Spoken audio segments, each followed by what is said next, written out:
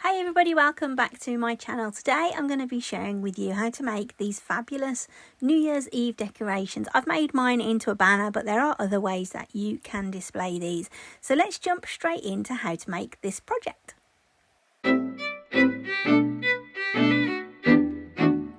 Let's really quickly run through all the supplies and materials that you're going to need to do this project. So for my cardstock today, I'm just going to be using a scrap of glitter cardstock. This is my usual one I use. It's white on one side, and this was used to make a cake topper for somebody last week. So I'm just going to chop these bits off, and I'm going to use this for the numbers in the centre of my rosettes. Then I've got just some A3 cardstock. Now this is pretty thin. It's 160 GSM, so it's really quite pliable and easy to use. The downside with this particular one is that it does stick to the cutting mat quite a lot, and as you can see from the state of my cutting mat, this is a very well loved light grip mat, but where the scoring has taken place on the one I've made previously, you can see it on the mat because it's really pushed it into there. It tends to be a bit of a theme with black cardstock, unfortunately for me. I've got some Batmans on this side of the mat as well. So this is some pretty thin cardstock. You don't want it to be too thick because it will be very difficult for you to fold. So I would recommend going with something around 160 GSM like this one. Then I've just got some basic materials on my desk as well. So I've got my brayer, you're going to want that. I've got my True Control knife. I've got a couple of these cute little quilt clips. These are really good for holding your paper or your card together when they're being glued and you're waiting for those to dry. Then I've got my glue in my little precision bottle. I've got a ruler and my light grip mat here as well. There's a few other bits and pieces that you're going to need throughout the process, but they are just standard things that you've probably got in your craft room to begin with. So let's get started and get this cardstock on the mat, and then we can start cutting out. Okay, I've just popped everything to one side for now. Let's grab the black cardstock and just pop that onto the mat. Try and get it as straight as you can, and then let's just give that a quick press down, and then I'm just going to use my brayer to stick that down. Because this mat is very well loved, it isn't actually that sticky, so I'm just going to grab some washi tape and I'm just going to pop a little square of that on each corner, and then down at the bottom just here. This is just to stop the cardstock from moving when you are cutting it. Okay, that is ready to go into the machine now to be cut out. The file that I'm using today does call for scoring, and that is to score these lines here, which we're going to fold to make this rosette style. So you can either use a scoring stylus like this one, and that will just fit into clamp A, which is where you'd put your pen if you were drawing, or you can use a scoring wheel as well. I'm going to be using the 01, which you can see on there, which is the single scoring wheel. When I did this first one here, I don't think you can see it, but I did use the double scoring wheel, and I think it might have been too much for it. So I'm going to use the single one on this one and see if it makes any difference to it. I'm just going to pop my scoring wheel into clamp B and then start off that cut. Okay then, here we are in Cricut Design Space, and this is the adaptation of the project that I found in Cricut Access. So if you want to look at the original project, what you need to do is go over to projects on the left, just type in fan in the search projects box, hit enter, and you'll see the fan table fan decor project is there. So if you just click on it, it's going to show you all the different information about it. So you get 4 different fans in this particular project. It tells you here what you will need to make it, all the materials and different types of equipment and stuff that you're going to need, and then it tells you all the information there about how to put everything together. But that's what we're going to do today, and we have changed this project around slightly so that it makes it more suitable for New Year's Eve decor. So if we just click on that little cross and then go back to the canvas, This is the project that I have adapted. So when you get that up on your screen, you're going to have 4 sets of these scored rectangles. They're all different colours. They've also got little circles with them as well. And those are for the centres of the rosettes. But we're not using those. We are using 2023. And that is what I've got here. So all I've done is just deleted out all the different bits that I don't need and kept the ones that I want. Then I've just added in 2023 on these discs, and all I did for that was just grabbed a circle from the shapes menu, just a basic circle, and then I've just gone into text and then typed in the number that I want, and then I just made it the right size to fit on there and just changed the colour of that as well so that it would match. The font that I'm using today is called Analog Script. It is a Cricut font. You'll find it in the chunky section here. If you click on chunky by just scrolling across, you'll find that. Just click on there and it brings up all the chunky ones. It is actually the first one at the top, and I'm going to bookmark it because I quite like it now that I've used it for this project. Let me just delete that. I'm going to quickly save it. The project as it is on the screen now will make 1 rosette. Each rosette takes 3 of these scored rectangles. You will have the numbers and the backing discs come up on your mats as well. So what I've been doing is just cutting all of this for the first one, then come back to the screen and just select your numbers and your discs, and then come over to the right hand side and just hide those. Then when you go through to make it again, you can just cut out all of the scored rectangles separately. Each one needs 3, so you'll need to do that 4 times individually to get the whole banner the way that I'm making it today. Let's jump over to the machine now, get one of these cut, and then we can start putting everything together. Alright then, so we've got our mat ready. We're just going to pop that into the machine. Just hit the insert mat button. And the first thing that we need to do is put our scoring wheel into the machine. So if we open clamp B, I'm just going to take out that fine point blade and I'm going to pop in my scoring wheel.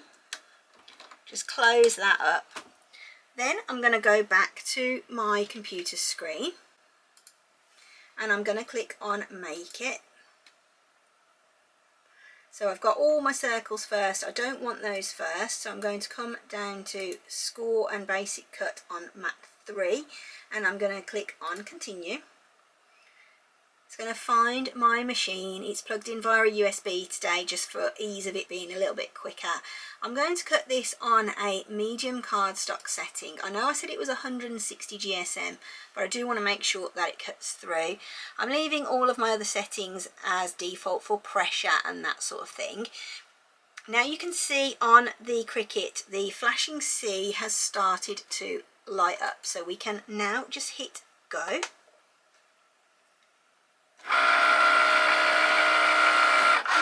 The machine is now just searching for that scoring tool to make sure that we've got it in the machine. So now it's going to come back to the centre and begin the score.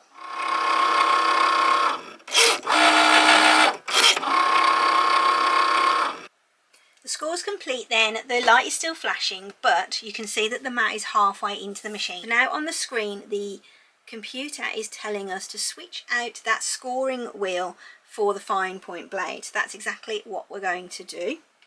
So to do this, just open up clamp B again, take out your scoring wheel and pop in your fine point blade. Once that's in there, you can just hit go again and it'll start doing the cut. Here's the first part done then, and this just shows you the reason why I was using A3 sized cardstock, because I've got the 2 cut out of here. I've left that end just sort of floating off of my mat. So what I'm able to do now is just take this piece off and I can use that for my 3rd piece and for my circles hopefully. So I'm going to just take this off the mat now. Let's just peel away these little bits of tape.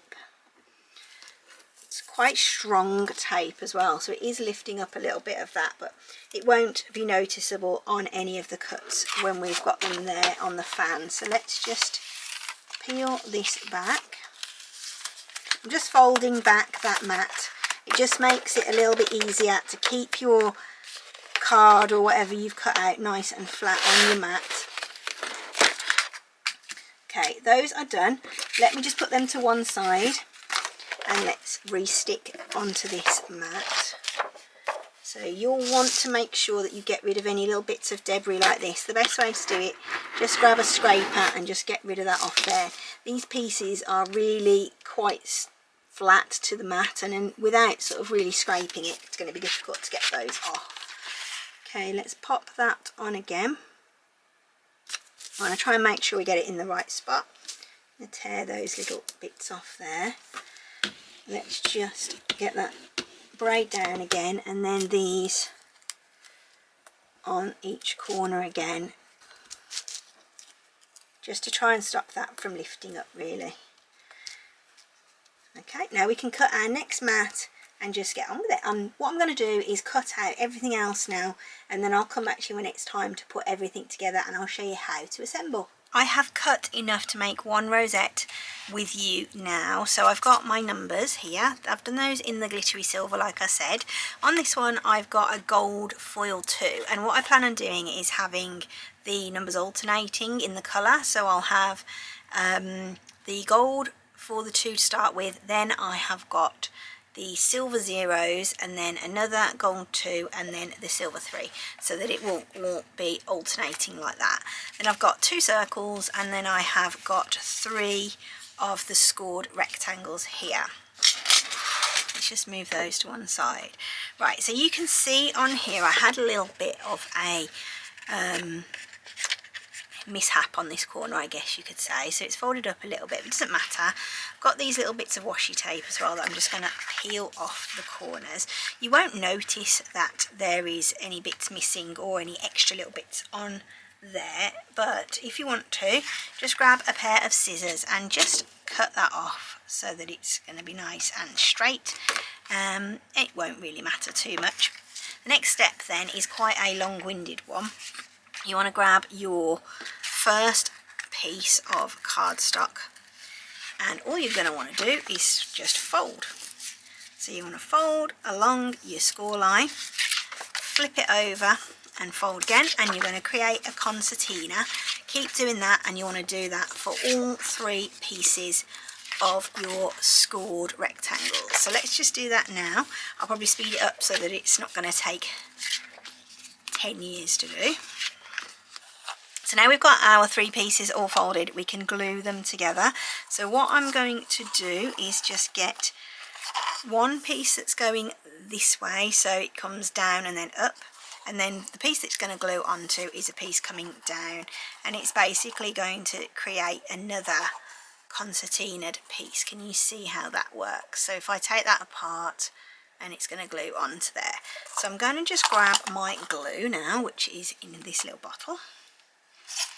Everything that I've used today will be linked down below for you if you want to have a look at it. There we go. Let's just put plenty of glue onto there. And then I'm just going to pop that together like so. This is where your quilting clips come in.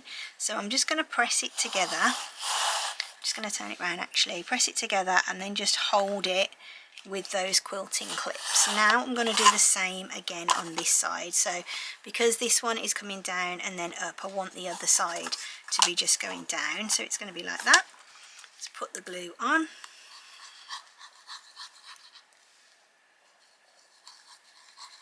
This is going to take a few minutes to dry, and that's fine because we can put together the other pieces whilst that's drying.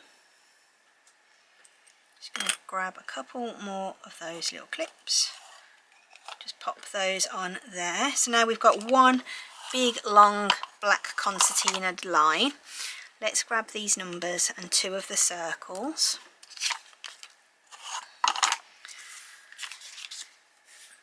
Okay, so what we want to do now is glue these on.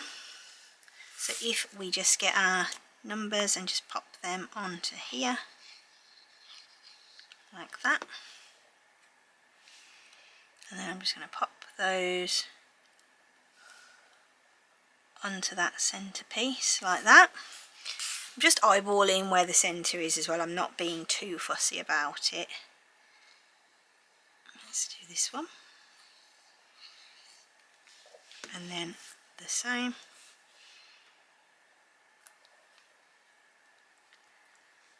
With that one onto there, and that's one for either side of the fan when it's done. Let's pop those to one side just to dry. I'm going to come back to this now, and I'm going to glue the ends together. I probably should have done that actually when we were ready. So if I just squish it up now, you're going to see how this is going to work. So you want to squish it all up, and this is actually a little bit tricky to do because it does just want to sort of pop out, so you could do with an extra hand if you've got one. So you're going to want to squish it up like this, and then it's going to fold itself around, and what tends to happen is the concertina will pop itself up, and it actually ends up looking a little bit like a coffee filter. You don't need to worry about it if it pops up, it doesn't matter at all. All I'm going to do is just bring it round, and of course this is just a rough size layout of it because you've still got your clips on there as well. So I'm just going to pop some glue again on this side, and I'm going to grab a couple more of my quilting clips just to hold it together. And again, it really doesn't matter if it pings itself up completely out of shape, because we can get it straight back into it when we're ready. Let's just grab a couple of those, and this time I'm going to make sure they're really pressed. See how that's popping up? Doesn't matter. I'm just going to pop those onto there. I just want to make sure that that is nice and flush. So I'm just going to move that over ever so slightly just to make sure it's all in line. As you can see, it's turned itself into a coffee filter. Doesn't matter. What we're going to do is squish it back down and just wait for those to dry thoroughly. It's really important that everything's dry because we don't want it to ping apart when we're putting the numbers on. Let's see then if this is glued together. Let's take the clips off and just have a quick look. Yeah, that's well and truly dry, so we can take all of those off. That one is as well. The great thing about this collal glue is it doesn't take very long to dry. If you're not familiar with it, I'll show you the bottle because I do decant it. This is the one that I'm using at the moment. It's a all-purpose glue. It's clear, and when you put it on, especially with a cardstock like this, if you're using it in like a wiggly pattern, usually with like a tacky glue and stuff, you can see it, but you can't see this through it. Oh, there's my coffee filter again. All right, there we go. Okay, so the next thing then that we need to do is attach on our numbers. So what I'm going to do first of all is just have a quick look at the size of my other one, because I want it to be roughly the same. So that's fine. I don't want it to spread out any more than what it is there. Let's grab the glue again. Now this is quite a tricky thing to do. So what you're going to want to do is just get your glue and go around the top of your fan or your rosette, whatever you're calling it. And you want to try and get as much glue as you can on the sort of spine of the folds. So we're going to just get as much on there as we can. And you don't want to go mad with it, but you want to get enough on that it's going to hold it. Then grab your number and just pop that on the top. And unfortunately, the only way of doing this is to sit and hold it so that it's nice and flat, and then you're going to turn it over and do the same on the other side. So just hold it until it's nice and dry, because if you move it now or you try to fold it over and do the other side simultaneously, you are going to find that it just folds itself up and it won't stick. So definitely take your time on this part. It is a little bit annoying, but it is the only way to do it. So just keep it flat on there, and then we're going to flip it over and do the other side in a sec. It's been a few minutes now, so let's have a quick look and see if it's done. Yeah, that's going to hold that now. So if we just flip that over, be really careful though, because it is still quite prone to flipping itself in on itself. There we go, that is the other side, and you'll want to do exactly the same thing as you did before, and just run that glue all the way around, making sure it's on the spines of the scored bits and the folds.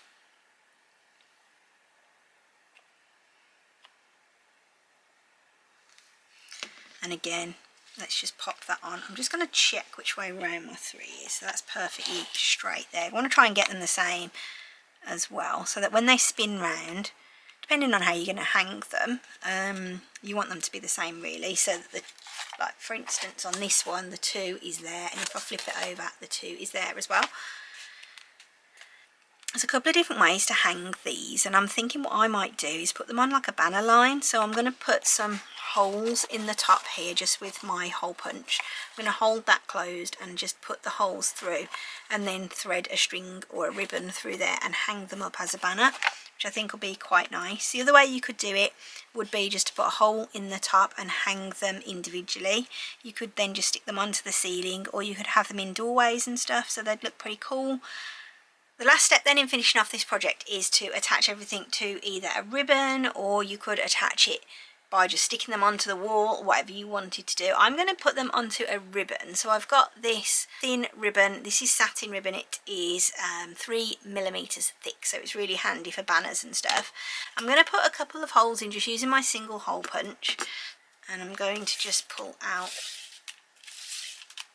probably about 2.5 meters of this. It's pretty thick, so it's quite nice quality there. Alright, what I'm going to do now then is just work out where I'm going to put the holes. So I think I'm going to go for there and then there. So let's just put those 2 together. So I'm just squeezing them together, and these hole punches are brilliant because you can really easily make a hole. There we go. And then I'm going to put this one there, I think. Okay, so that's going to go through there,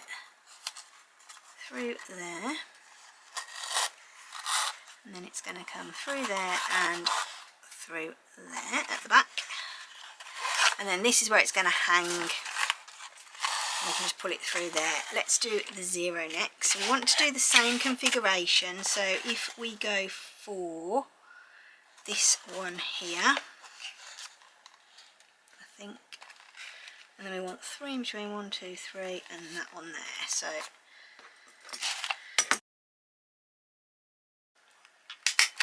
one, 2, 3 in between, and then we're going to punch the 4th one. And you want to try and keep them in the same configuration, and then we're just going to get the end of the ribbon from this side, and it's going to come up the back again into that hole. Pull it through. If you've got a big needle, like a darning needle, you could use this at this point as well, because it was going to make it quite easy for you to thread that through, but mine is in the living room and I can't be bothered to go and get it right now. And then again, pull up into your second hole and through there.